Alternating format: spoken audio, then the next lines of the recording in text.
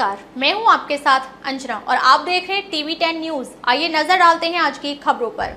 लौह पुरुष सरदार वल्लभ भाई पटेल की 150वीं जयंती पर नगर से देहात तक एकता पदयात्रा का भव्य आयोजन हुआ। मथुरा जिले के कोसीकला के बठेन गेट अंबेडकर पार्क से राष्ट्रीय एकता पदयात्रा का शुभारंभ प्रदेश सरकार कैबिनेट मंत्री चौधरी लक्ष्मी नारायण एवं प्रदेश उपाध्यक्ष दिनेश शर्मा, गोवर्धन के विधायक ठाकुर मेघश्याम, भाजपा जिला अध्यक्ष निर्भय पांडे, नरदेव चौधरी ने किया। एकता पदयात्रा का कोसी से लेकर हुलवाना तक जगह जगह ग्रामीणों ने पुष्प वर्षा कर जोशीला स्वागत किया। यात्रा में शामिल पदयात्रियों को दूध और केला देकर स्वल्पाहार कराया गया। एकता पदयात्रा बठेन कला से प्रारंभ होकर हुलवाना स्थित शहीद पार्क पर पहुंचकर संपन्न हुई, जहां कैबिनेट मंत्री ने साथ में मौजूद प्रदेश उपाध्यक्ष, जिला अध्यक्ष, युवा नेता नरदेव चौधरी के साथ पुलवामा हमले में शहीद हुए शहीद रामवीर वेनीवाल की प्रतिमा पर श्रद्धासुमन अर्पित किए।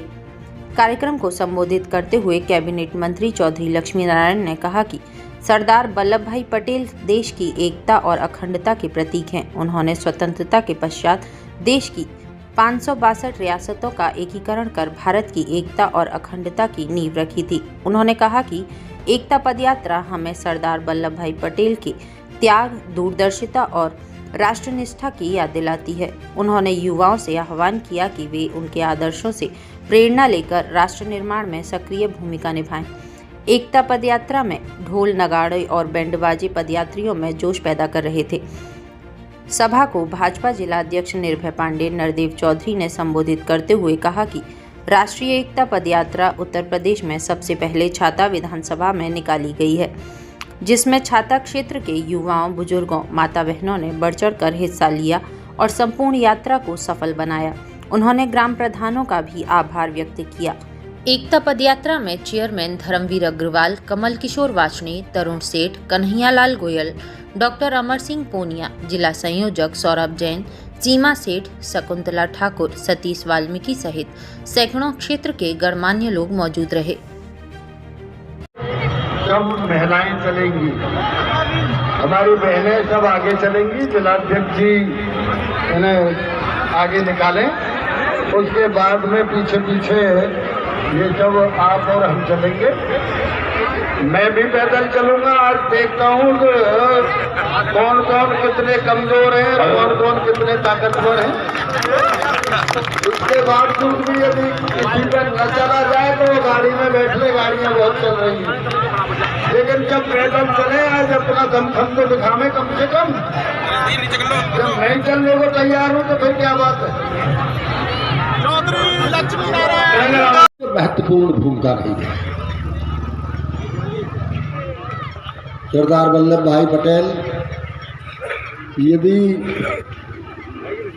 न होते तो शायद आज भारतवर्ष एक छोटा सा देश होता।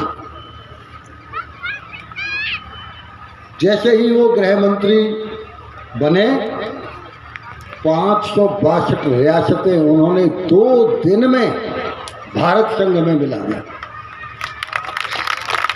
सरदार पटेल यदि न होते, एक ही पाकिस्तान सरदर्द हो रहा है, कई पाकिस्तान बन जाते। कश्मीर भी पाकिस्तान होता। हैदराबाद के नवाब ने तो कह ही दिया था, हैदराबाद भी पाकिस्तान होता। और अनेक मांग उठ रही थी। कौन चाहता है राजा अपना राज समाप्त करना। सरदार वल्लभ भाई पटेल की सूझबूझ और हिम्मत, मैं हिम्मत को भी दाद देता हूं। ये हिम्मत यदि हमारे भारत के उस समय के नेताओं में होती तो आज पाकिस्तान नहीं होता। सरदार पटेल ने जो हिम्मत की, आज उसी की बदौलत है कि पूरी दुनिया का सबसे बड़ा प्रजातांत्रिक देश भारतवर्ष बना है। सरदार वल्लभ भाई पटेल की देन है। सरदार वल्लभ भाई पटेल को जो उचित सम्मान मिलना चाहिए था नहीं मिला। इसका कारण था जो हमारी पूर्ववर्ती सरकारें रहीं, उनको एक ही चिंता थी केवल कि दिल्ली में उनके पिताजी की, उनकी माताजी की, उनके नाना जी की, उनके भाई की समाधि ही केवल उनके ही घाट बने केवल जमुना के किनारे, जिससे कोई विदेशी, कोई राष्ट्राध्यक्ष आवे तो केवल उन्हीं को फूल माला चढ़ावे, कहीं सरदार पटेल को भूल से न चढ़ा दे। ये उन्हें चिंता थी। हमारे ही खानदान को केवल अर्क मिलता रहे। आदरणीय मोदी जी भारत के प्रधानमंत्री बने। आप सब जानते हैं, आपके पिताजी, मेरे पिताजी 4 कूट छोड़ के तो है, हमारे बुजुर्ग तो 4 कूट छोड़ के तो गए हैं। आदरणीय मोदी जी उस जगह से उठ के आए हैं जहां से पूरी दुनिया एक कल्पना भी नहीं करती, एक चाय बेचने वाला भी इतने बड़े दुनिया में, इतने बड़े राष्ट्र का प्रधानमंत्री और दुनिया का सबसे लोकप्रिय नेता हो सकता है। जितने भी हमारे महान पुरुष थे सबका सम्मान किया। माता अहिल्याबाई होलकर, कितना बड़ा उनका नाम था। उस जमाने में अकेला एक देश था भारत जहां महिला शासक बनी। पूरी दुनिया में कोई महिला शासक नहीं थी, माता अहिल्याबाई होलकर ही थी अकेली। ऐसे उन्होंने सुधार किए जो आज तक लागू है। आपको शायद पता नहीं होगा, यदि उन्होंने जिन महादेव के लिए आप उत्तरांचल में जाते हो, उन महादेव के मंदिर भी माता अहिल्याबाई होलकर ने बनाया। उस जमाने में हवाई जहाज नहीं था।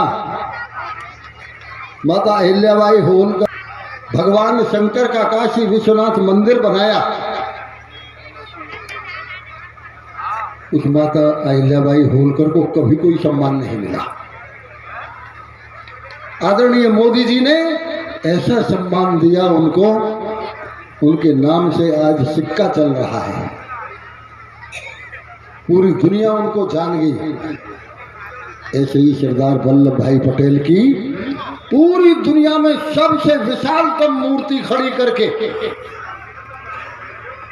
जो सम्मान आदरणीय मोदी जी ने सरदार वल्लभ भाई पटेल को दिया है, वो आज तक दुनिया में कोई नेता किसी का सम्मान नहीं दे पाया। विशालतम मूर्ति। मुझे तो आपके आशीर्वाद से जाने का मौका मिला है वहां। कभी बंधु, आज का ये कार्यक्रम सरदार वल्लभ भाई पटेल की 150वीं जन्म जयंती के अवसर पर जिस प्रकार से भारतीय जनता पार्टी हमेशा अपने महापुरुषों के जन्म मनाती रही है, उसी क्रम में पार्टी ने तय किया कि हम सरदार वल्लभ भाई पटेल की जयंती 150वीं जयंती की बड़े धूमधाम से मनाएंगे। उनके जन्म जयंती के अवसर पर भारत को जिस प्रकार से सरदार वल्लभ भाई पटेल जी ने 562 को एक साथ इकट्ठा करके जिस समय ये भारत को भारत बनाया था, उसी प्रकार से यह देश के यशस्वी प्रधानमंत्री मोदी जी की इस देश को आत्मनिर्भर बनाने का काम कर रहे हैं। पिछली साल तक हमने ये किए थे, पिछली साल तक हमारा स्लोगन था कि एक भारत श्रेष्ठ भारत, लेकिन आज हमारा स्लोगन है एक भारत आत्मनिर्भर भारत। ये लाइन बदली है। जिस प्रकार से वल्लभ भाई पटेल ने देश को बनाने के लिए काम किया था, उसी प्रकार से इस देश को आत्मनिर्भर बनाए। ये देश अपने स्वदेशी साधनों पर खड़ा हो, ये देश अपने कंधों पर खड़ा हो गया, आत्मनिर्भर बने और 2047 तक ये विकसित बने, उसका संकल्प आदरणीय देश के यशस्वी प्रधानमंत्री जी ने लिया है। पूरे उत्तर प्रदेश के अंदर, पूरे देश के अंदर 403 विधानसभा में पदयात्रा निकलती है, लेकिन हमारा सौभाग्य है कि हमारे उत्तर प्रदेश का मथुरा जिले से हुआ। पहले मैं जब अपने प्रदेश के अध्यक्ष जी का फोन आया था कि कल रामदिन जन्म लेते हैं, तो मैंने उनसे आग्रह किया हमारे ऐसे महापुरुष जब जन्म लेते हैं तो उस भूमि पर यात्रा अगर पहले निकलती है तो कोई बड़ी बात नहीं है। फिर दूसरा कारण हमारी एक यात्रा हमारे यहाँ निकल रही है, उसके कारण से हमारे सब लोग हम उसमें लगने वाले हैं। ये भी एक कारण था, लेकिन ये कल मुख्यमंत्री जी शुरू करेंगे इतने उत्साह के साथ में। आज हमारे माननीय मंत्री जी ने प्रदेश की यात्रा शुरू की है, तो मैं तो यही मानता हूँ कि आज उत्तर प्रदेश की यात्रा से प्रारंभ हो चुकी है।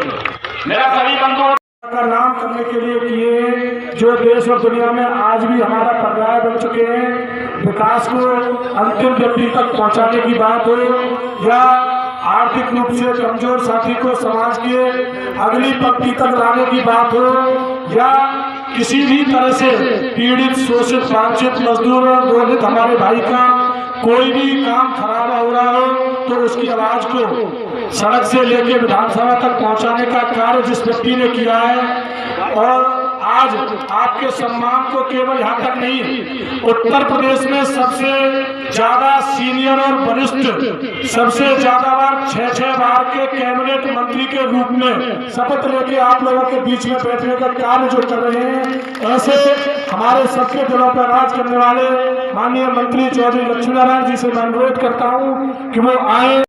अब तक के लिए बस इतना ही, फिर मिलते हैं अन्य खबरों के साथ। मुझे दीजिए इजाजत। अपने आसपास की खबरों को देखने और हमारे साथ जुड़ने के लिए हमारी खबरों को लाइक करें, कमेंट करें, चैनल को सब्सक्राइब करें, हमारे फेसबुक पेज को फॉलो अवश्य करें। धन्यवाद।